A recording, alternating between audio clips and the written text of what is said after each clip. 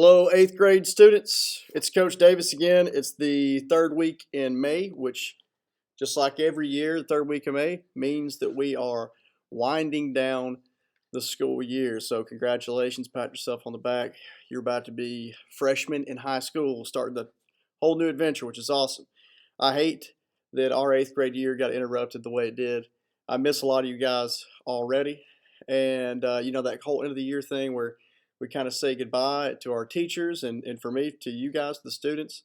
We missed that this year. So, kind of sad as I think about that a little bit. Uh, we do have two more lessons that we have to work on here.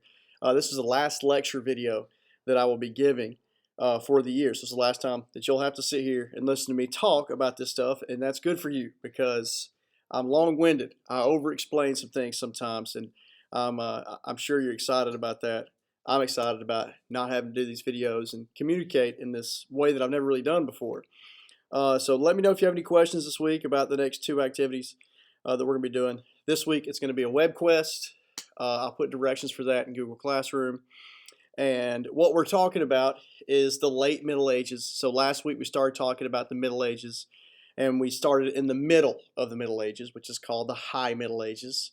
And now we're going to talk about the later period, and then what kind of this major thing that happens during the late Middle Ages, which is the Renaissance. So the years that we're focusing on are 1300 AD and 1500 AD. And the when and where is not going to be as important this time because where we're talking about in history is going to be, or where in the world we're talking about, is going to be still Western Europe or Europe mainly.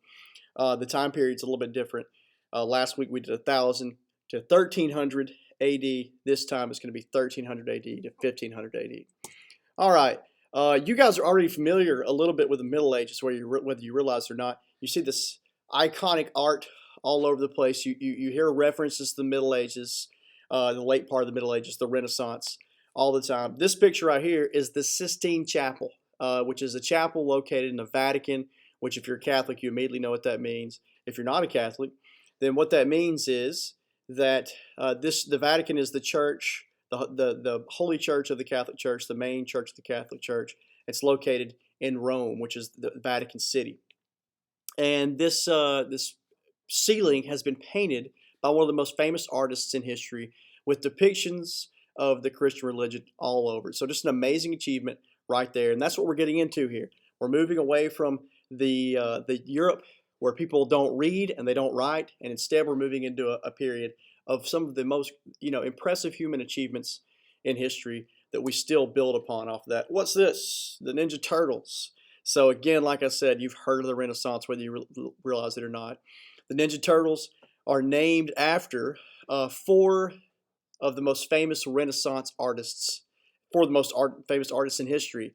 Michelangelo is named after the painter that painted the Sistine Chapel, Michelangelo. Leonardo, right there, is named after Leonardo da Vinci.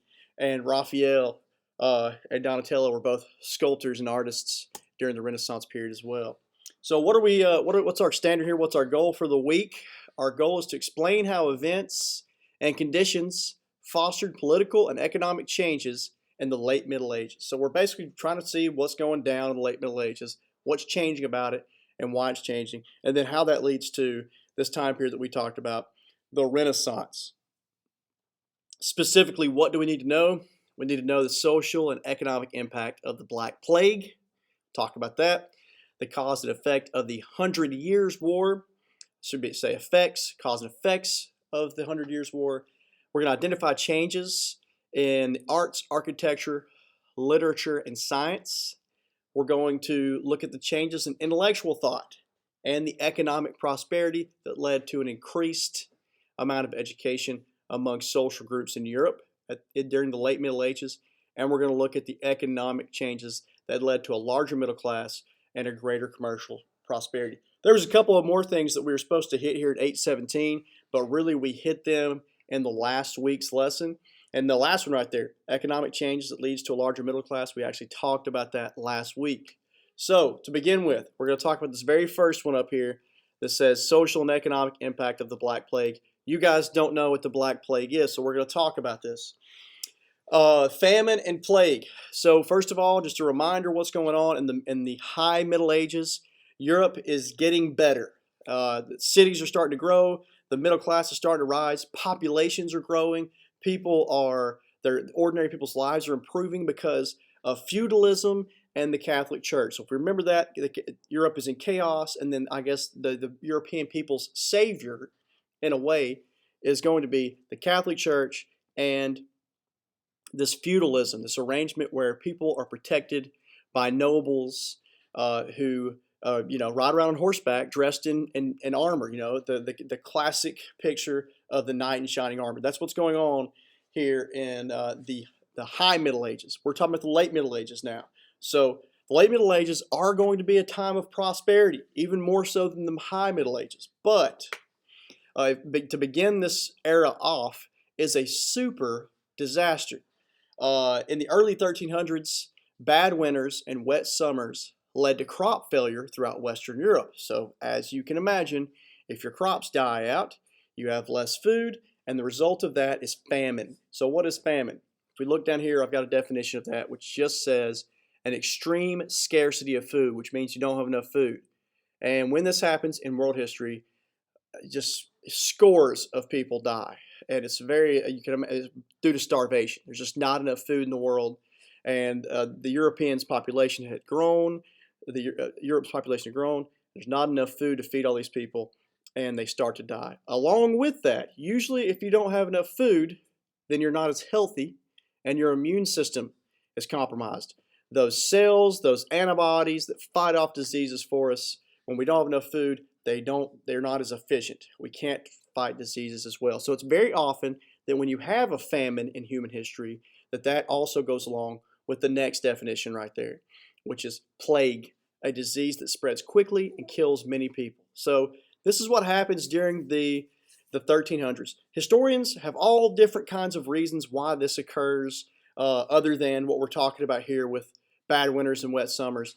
But the result is one of the largest disasters in human history, and it's called the Black Death, an illness called the bubonic plague, which is caused by fleas that live on rats, basically just runs through the world, and it kills at the end of this, and just a few years, from 1315 to 1322, it kills around 50% of the world's entire population. So 1 out of every 2 people. Imagine that for a second. Your classmates, your brothers, your sisters, your parents, half of you guys, if you lived in this time, would have died. That's just statistically, that's what would have occurred.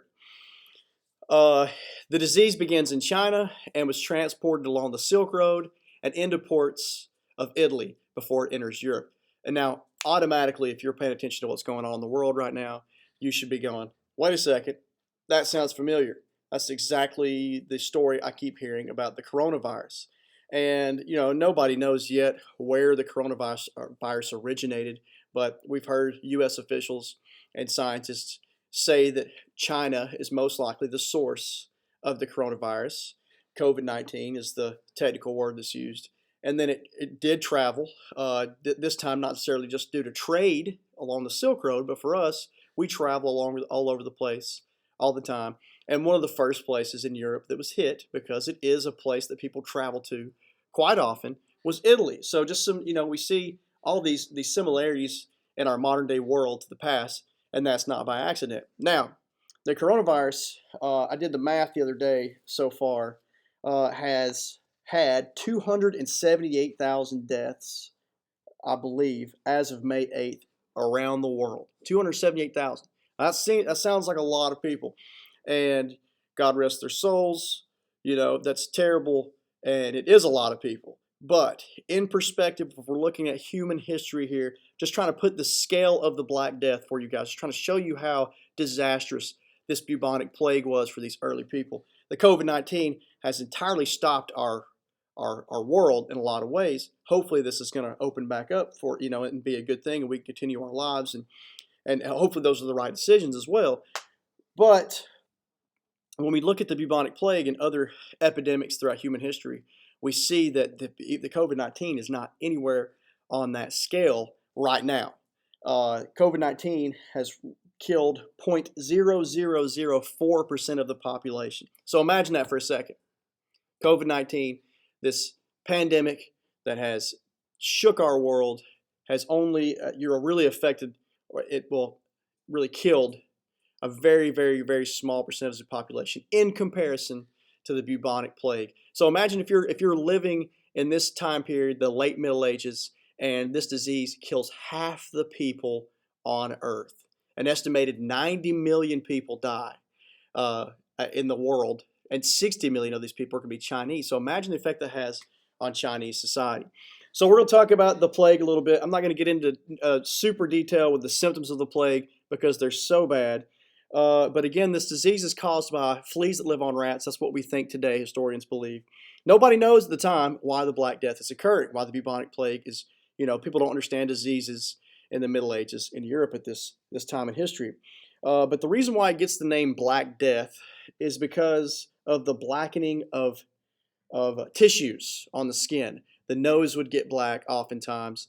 The toes and fingers as well would get black. And the reason why the bubonic plague killed you was very similar to what people are dying from COVID-19 right now, which is your immune system, our body's ability to fight our diseases would overreact and would actually attack our own cells, our own body. And that's what caused people to die with the bubonic plague as well. And many other plagues throughout human history, such as the Spanish flu in the United States, which occurred in 1918. So, long-winded explanation there again, but this is just such a major thing in history, that we just, for me, it's been something as I've studied and learned about where I just go, my gosh, this really happened. It's something that you look at history and you go, no, there's no way that this actually occurred. But it did, and it's just a crazy thing. And we see it definitely inspired art for the Europeans, and here's an example of that.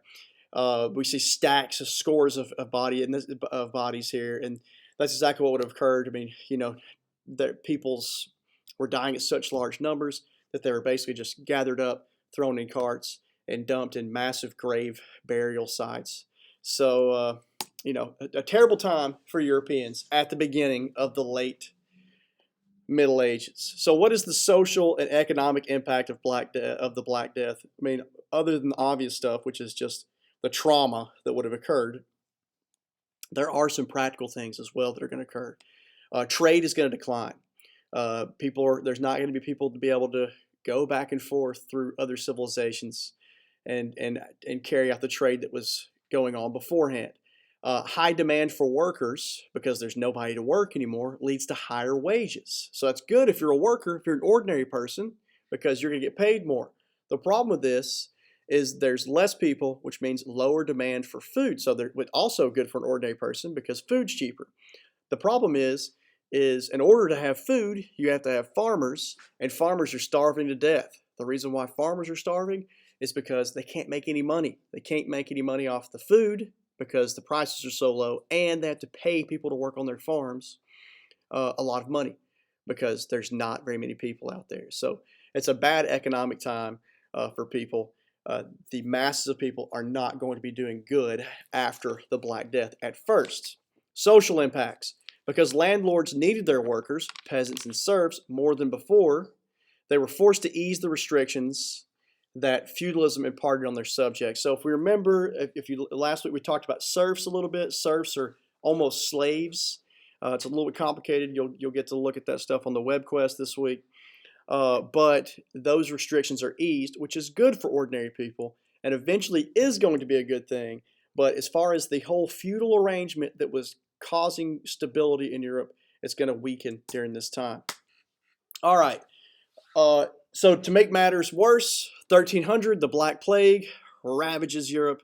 And then right after that, two of the largest nations in Europe are going to go to war with each other for over 100 years. That's not an exaggeration. The 100 Years' War was a series of conflicts between England and France, and it was fought over territory that was located in France that England was in control of. So basically there's territory in France that the French want to have control of, and they go to war over this territory. Throughout almost all of the 100 Years' War, the English were victorious. This is including one of the most famous battles in history, the Battle of Agincourt. The reason for their success is a new style of fighting and the use of the longbow. English longbowmen were able to shoot accurately as well as pierce the armor of the enemy up to 300 yards away. So we've got to talk about this a little bit. So let's talk about the effects of this. So this 100 Years' War, it's fought over territory in France, and the French and English are, they're going to war with each other for a very long time here. By 1453, the French eventually drove out the English, so they eventually win the war, finally, after England has dominated it for 100 years. The war ended the way wars were previously fought in the Middle Ages. Replacing wealthy mounted knights who volunteered their service to lords was professional armies dominated by the ordinary people of France and England. So this is what I wanted to talk about. Let's see if I can pull the picture of it right here. So the knight, we talked about this last week a little bit. The way that these people go to war with each other during this time in history is these guys would train their whole life, these knights, they would train their whole life for this military combat where they would wear a fully suited, suit of armor from head to toes. They would ride on horseback, and like I said, they train their whole life for this. So the little kids dream of it. The government is going to expend lots of resources on it. It's going to cost a lot of money to train and become and to be a great knight. It just does. It's the equivalent of a fighter jet in the United States right now. Okay, the fighter jet for us, this aircraft right here is the F-22 Raptor. It costs $334 million. And guess what? Not anybody can just hop in one of these aircraft and drive them. So that, that's the same thing with a knight here. These guys are trained their whole lives to be these knights, and this is how these European powers go to war with each other. Now, the English are going to end this because these regular Joes who are going to grow up in Wales and who are going to grow up in England, Wales is just a country near England, are going to grow up hunting out in their backyard, shooting these big giant longbows. You can see how big they are. They're almost the size of an entire human being's body.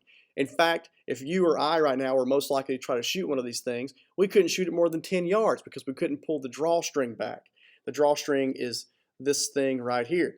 They are very hard to shoot, and in fact, when archaeologists look back at the skeletons of these human beings, they have bigger arms, bigger shoulders than people that lived during that time. Obviously, they had to be built up very strong to shoot these longbows. So these ordinary guys who grow up in their backyard that have no military training, they've just been hunting with these longbows, are able to defeat the super soldier, the knight of medieval Europe. So this is almost the same thing as this F-22 Raptor being shot down by these guys. Okay, I hope I'm making the point here that basically the ordinary people are able to take down the super weapons of the nations at this time. So no longer are people going to fight the nations are no longer going to spend those resources and spend that time training those people, those individuals. And now there's going to be a new style of fighting that emerges, which is where you have people who are professional armies, ordinary people, not aristocratic, rich people who are trained to be knights. It also leads to nationalism in both France and England. Nationalism is loyalty to the customs, interests, religions of a particular nation, and this coincides with the placement of these cultures and interests above those of the other groups of people. So what we see here is the French and English start to care a lot more about their countries, and that's what happens after the 100 Years' War. So the 100 Years' War, the big ideas are that chivalry, the knighthood, that way that people used to fight ends, and we see nationalism begin to emerge in Europe at this time. Okay, the Renaissance is what we're going to talk about now. So we talked about two of those things there that we had to talk about, the cause and effects, 100 Years' War. The Renaissance is this time period in which Europe emerges out of the Middle Ages. Okay, so the Renaissance is going to kind of carry Europe into the modern world. The word Renaissance literally translates to revival, and it is used to describe this time period because it marks the revival of Greek and Roman tradition. So we're going to go back in time here and go through the whole order of events that's occurred. Remember, we've got Rome. The Romans are carrying on the traditions of the Greek. They're learning. They're expanding their empire. Boom. Western Rome collapses. And then Europe falls into a period of chaos. People stop reading. People start to, it's just all about survival at that point.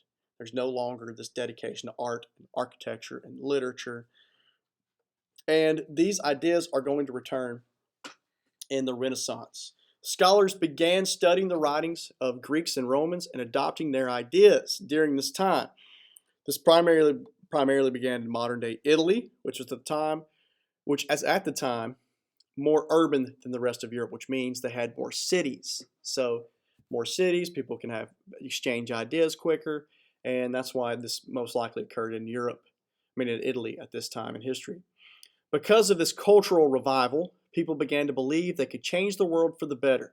This led to new inventions, new styles of art, architecture, and literature, and a time for intellectual growth. So we got to remember, in the Middle Ages, the number one focus of humans is survival and worshiping God. That's the number one thing that people are focused on. The Renaissance happens, and now people are still focused on those things, but they're also going to focus on making the world a better place.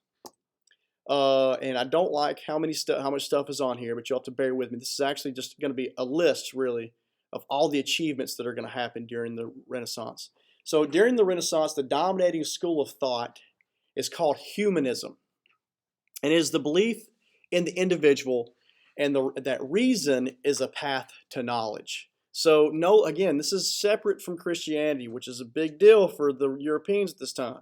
A lot of times it's frowned upon to do anything and focus on anything that does not go along with the church necessarily. So this is new, this new school of thought, humanism. And it does lead to a lot of achievements in the world. All of these guys that we're going to read here are humanists in some way. Some of them are also very religious, some of them not. Some of them are not religious at all. But we can see here a lot of these achievements have to do with Christianity in some way. The first of them was the Divine Comedy, which was written by Dante. I'm not going to pronounce his last name. He's pretty much, the Divine Comedy is just kind of referred to, the author of Divine Comedy is just kind of referred to as Dante. It is considered one of the mankind's greatest poems, which tells of a person's journey from heaven to hell. And it shows all of the different punishments that someone might receive if they go to hell. That's kind of the whole idea of the Divine Comedy here. So, and again, I just looked down at my notes here, and I just seen the statistics. So to kind of give you an idea of what's going on and how important the Renaissance is going to be, is before the Renaissance, the literacy rate, which means the ability that people can read in Europe in 1000 AD, is going to be 4%, which means 96% of the population can't read or write. By the end of the Renaissance, 1500, you're going to see that rise to 60%. So this is what the Renaissance is going to do for society. The Canterbury Tales is another achievement that occurs during this time period. It's written by Geoffrey Chaucer, and it showed people in the full range of English society, including noble life and peasant life. So the Canterbury Tales is famous because it's just folk tales that talk about all walks of life in England. So if you want to know what's going on in England in 1300 AD, all you have to do is read the Canterbury Tales. A major invention occurs in 1450, the printing press. Johannes Gutenberg, a German, developed a printing press that could print copies of pages. This is a revolutionary invention. Now, people can print copies of the Bible. Before, you couldn't do that. You had to write it by hand. So now they can copy copies of the Bible, copies of all books, copies of Aristotle. So these readings that have previously only been available to scholars or to the clergy, people who work in the church, now are going to be available to everyone in society. Da Vinci's contributions to science and art is the next one. Leonardo da Vinci studied the natural world. He then drew his observations in a notebook. He studies everything from the human body to fossils to animals such as birds. Da Vinci is one of the most famous Renaissance, I guess, thinkers, artists, and the reason why is because he's an amazing human being. He's also a very strange human being by all accounts, back the historical accounts. But one of the things that he did was he would study the natural world around him, the trees, human body, birds. He studied everything. And he was such a good artist, he could basically recreate those things that he was observing and put them in this notebook. And he was also willing to do some very dirty scientific work. And what I mean by that is Da Vinci cut up the dead bodies of over 1,000 people. And when he did that, he would study the veins, he would study their hearts, he would study their organs. And people still don't want to do this today. In fact, his observations of the heart led to a discovery in the 1960s. So imagine that for a second. 1960s, all the technology we have, and these scientists come across these sketches that Da Vinci wrote or drew, and they discover valves in the heart that they did not know existed, because Da Vinci was people don't want to cut open a dead person's heart. They just don't want to do that. So Da Vinci's discovery and his drawings of the heart and other drawings are still impacting our scientific understanding to this day. He also was an artist, and one of the most famous artworks in history, the Mona Lisa, was created by Da Vinci during this time. And it also shows the artistic methods used by Renaissance painters. We've already talked about Michelangelo's Sistine Chapel, the religious painting on the ceiling of the Vatican Sistine Chapel, and the Florence Cathedral, a massive domed cathedral located in Florence, Italy, which was considered a major architectural achievement of the Renaissance period. And William Shakespeare in England is going to be creating plays that we still reenact in the modern world today. Romeo and Juliet, Julius Caesar is one of the reasons why he's one of the most famous people in history. It's because Shakespeare is going to tell his story, and we're still going to tell his story to this day. So actually, we have a picture of the Florence Cathedral there in the background. I didn't notice that, but this is Dante. He was from Florence, and I'm sorry, I don't know if this is actually Dante, but this is a painting depicting his Divine Comedy, and this is supposed to be the journey through purgatory, which is not a Protestant belief, but a Catholic belief of the Christian faith, which basically says that this is the in between heaven and hell. Heaven, I guess, suppose is supposed to be up here, and then hell is supposed to be down here. I may be, repeating some inaccurate stuff here, but this is just the way that I've interpreted that drawing. Here is the printing press by Johannes Gutenberg. Like we said, major invention. And here are the drawings that were created by Da Vinci of the human heart. You can see the detail of them, right?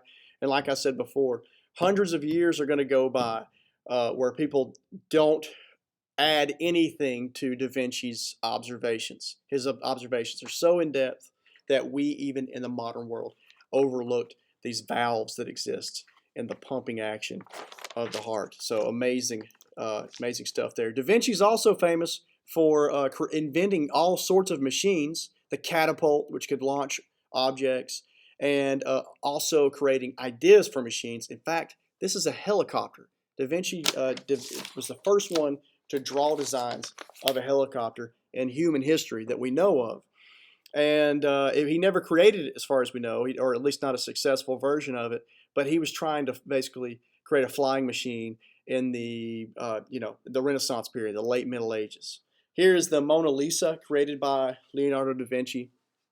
Like we said, it's a very famous painting. The reason why the Mona Lisa is so famous, I've always looked at it and I've always kind of wondered, why is it so famous? Well, the main reason is because Leonardo da Vinci was already super famous when he painted this picture. But it also shows the artistic methods that were used by Renaissance artists. They were some of the first to create no lines in their art. If we look at Mona Lisa here, you can see she looks three-dimensional. She looks like you could have a conversation with her. And this is because there's no outline drawn here. It's all shading. Basically, you have lighter colors here, you have darker colors here, and it makes it look like Mona Lisa is hanging out with us rather than an outline where you would, like a cartoon, you would draw a dark line all the way around Mona Lisa to distinguish the difference between her and the background. So this was a change in Renaissance art. And again, these guys are building off the Greek and Roman traditions. Another reason why Mona Lisa is famous is because of her smile. It was said that Leonardo da Vinci wanted to make Mona Lisa's facial expression, confusing. Maybe she's smiling, maybe she's not smiling. And if you look at her eyes, you guys can do this for fun if you want to. If you look at her eyes, in the peripheral vision, you can see her smile, and it looks like she's smiling very big, like she's got a really big smile. Then if you look at her mouth, it looks like she's got a normal expression, like she's not smiling at all. So it's just an optical illusion that Da Vinci put in his famous painting.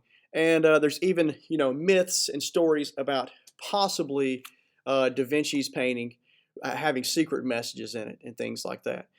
Don't know if that's true or not. Here is the Florence Cathedral. It's famous for this massive dome. It's the architectural achievement of the Renaissance period. New designs allowed for this huge dome to be created with no supports. So it's a freestanding dome, which means there's nothing that supports the weight of it at the top. Beautiful structure. Again, we go from Europe basically being filled with villages and dirt roads to having massive structures like this one in Italy. And here is just a zoom in, a picture that's zoomed in of the Sistine Chapel. And this is called the creation of Adam. And this is God creating the first man, Adam, right here. Again, you can see the detail and the specifics and just how impressive these artists were for their time. Okay, so not only were there changes in literature, art, and the way people are thinking, you have to understand that, I guess, that not only are these super artists producing all these awesome things, but ordinary people are also going to change. Increased trade with the Middle East and Asia allows for more jobs to be created in Europe. We talked about this last week. This is, basically the creation of a middle class, which means ordinary people are going to have more access to money, more access to different goods. They're going to be able to have access to books now and read. Now, like the peasant class still exists in Europe, so those people are not going to read. They're still going to be focused on farming and things like that. They're not going to be educated. But middle class people are going to be educated. The way this worked was Eastern ports, the way this trade works here, is Eastern ports bought Asian goods such as silk and spices. They sold them in Italy and Western Europe. The Italians also bought goods from Western Europe, things like wool, wine, and glass, and they sold them in the Middle East and Asia. This creates jobs for traders, artisans, and merchants to supply the needs of the trading system. And we also, in that explanation, see how Italy becomes very wealthy because they serve as the middleman between Europe and the Middle East. But either way, this is going to create jobs in England. It's going to create jobs in France, Italy, because these people are going to be able to trade and create things that are of value to other people in the world. And these changes allowed for the middle class people to have more time. And if you have more time, because you're not constantly working the fields of the nobles, then that means you can focus on things such as education and literacy, which means reading and writing. We see that rise during this time. And here we see what this middle class might look like, the trade that's going on. These guys are trading here. We see the boats, the ports of Italy. In the background, we can see the Silk Road, these horses traveling through the desert to trade with the Middle East. Okay, we're done talking about the late Middle Ages. It's pretty brief here. There's many things. Again, with all this stuff, we could get so much further in depth with what's going on here. The Catholic Church, the Black Death, all this stuff is stuff that I didn't really talk much about, that we could spend weeks studying alone. But I want to just kind of go over the historical trends that are occurring in Europe at this time. To begin with, the Middle Ages begin with the fall of Rome, and then Europe falls into chaos. The literacy rate falls to 4%, and then make matters worse, you have like the Vikings and the Magyars, these barbarian people invading Europe and causing just pure chaos in Europe at this time. The second part of the Middle Ages, the High Middle Ages, see stability because Catholicism and feudalism rise. And then also the Crusades brought Europeans in contact with the Muslim world, and this contact increases trade, and you see a rise in secular goals for society, which means people are now going to start to try to improve the world outside of the church. Secular just means something that's not religious. So we see, Europe kind of begin to rise out of this chaotic period in the High Middle Ages. The Late Middle Ages sees one of the world's largest disasters, but out of that rises the Renaissance and the return of Greek and Roman studies. The middle class continues to grow, and so does literacy. So now ordinary people's lives are starting to get better. Well, what happens after the Renaissance? Well, after the Renaissance, the Middle Ages ends with the Age of Exploration, which is where European nations are going to begin to try to explore the world. And it's going to bring them in contact with all kinds of different people. And it's also going to make them very rich. This era marks the beginning of the modern era of history. So that's where my class ends. 8th grade world history stops in 1453 AD with the Age of Exploration. And if you don't know what if you should know what the Age of Exploration is a little bit. Columbus, the Pilgrims, the migrations of Europeans all over the world. But we just, this is the thing, guys. This is the crazy part about history. We started, if you remember, all the way back with hunters and gatherers, and we've traced human history all the way up to this point where now you start to see pictures like the Sistine Chapel, or the Florence Cathedral, where we start to see the world shape up and look like our world. And then, boom, after the Age of Exploration, human progress is just going to accelerate very, very, very fast. And we see the modern world that we live in today kind of take shape. All right, guys, some complicated, kind of really tough concepts to grasp with the late Middle Ages. Really, the Middle Ages as a whole is like that. The reason I mention that is if you have any questions, please email me. Please ask me. That's what I'm here for, is to help. This is a very brief thing I've gone over, these super complicated ideas, and I've just gone over them in 20 to 30 minutes here. So if you have any questions, please let me know. This week it'll be a web quest, and then next week's assignment, which should be the last one of the year. I mean, it will be the last one of the year. I don't know if this one is, actually. I got to talk to Miss Miller and Coach O'Donnell. But next week, if we do have an assignment, that will for sure be the last one. This week you have a web quest. Good luck with it. Let me know if you have any questions again. All right, guys. It's the last time I'm talking to you as 8th graders. So have a good summer and good luck in high school.